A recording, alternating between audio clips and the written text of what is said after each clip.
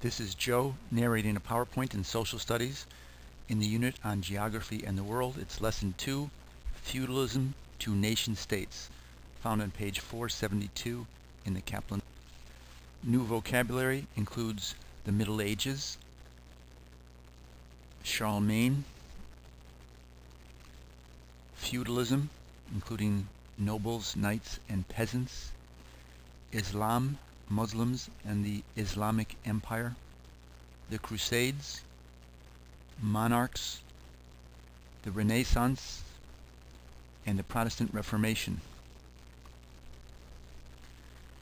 So after the fall of the Western Roman Empire around 500 CE, much of Europe fell into disarray until it was united under the leader Charlemagne.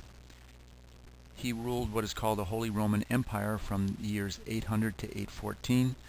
This scene shows him being crowned by the Pope at that time. After Charlemagne died in 814, the lands of Europe became unstable again.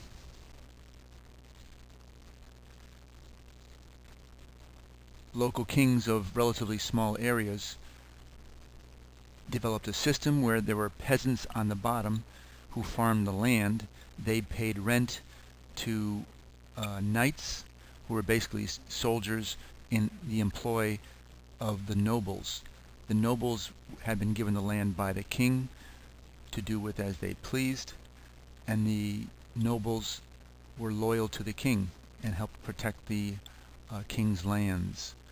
So the peasants farmed the land, paid rent to the knights, who then paid this rent to the nobles or lords in this diagram, and the nobles pledged that their knights would help protect the king militarily.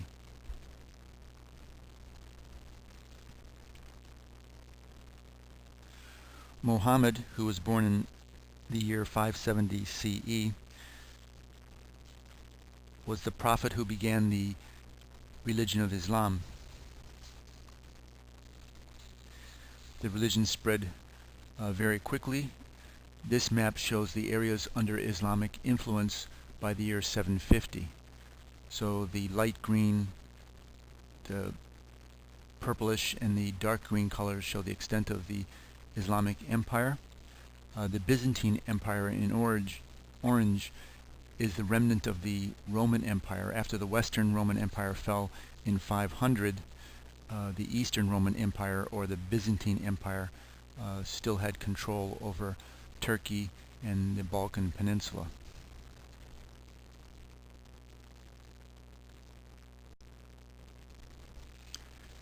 Red on this map of Africa, Europe, and Asia shows the extent of the Muslim Empire at its peak.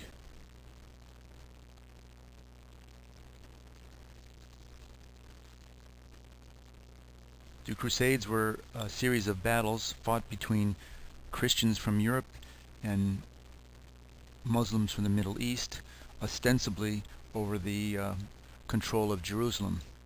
There was much politics, money, and trade routes as the source for these battles, but it was seen in history as a battle between the Christians and Muslims over the Holy Lands of Jerusalem. This map shows the routes of 4 of the Crusades. There were others as well, and these were fought in the 1100s and the 1200s. This scene shows a Muslim soldier on the left shooting an arrow into a Christian soldier on the right. You can see the cross on the necklace on the Christian soldier. You can also see some of the weapons of war as well as the protection from war. Both of them are wearing some types of armor. You can see examples of this armor from the Middle Ages in the Philadelphia Art Museum on the 2nd floor. Here's an example of armor of a knight as well as armor for a horse.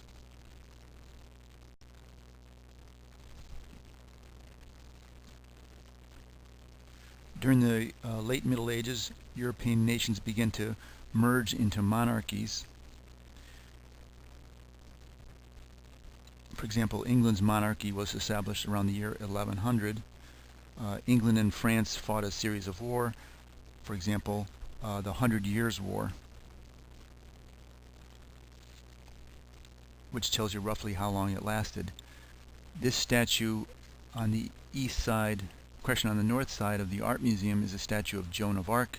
She was one of the heroes for France in the 100 Years' War.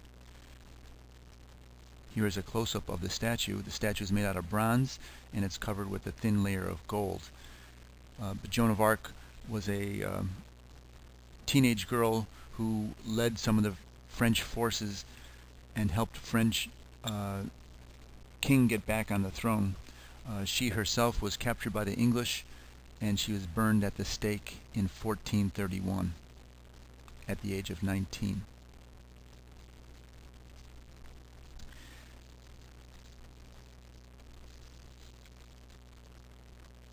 The Protestant Reformation occurred when many Europeans became disillusioned with the Pope's leadership of the Church. They decided to start a new religion. This is a drawing of what Martin Luther might have looked like as he nailed his 95 Theses or complaints on the door of a church in Germany in the year 1517.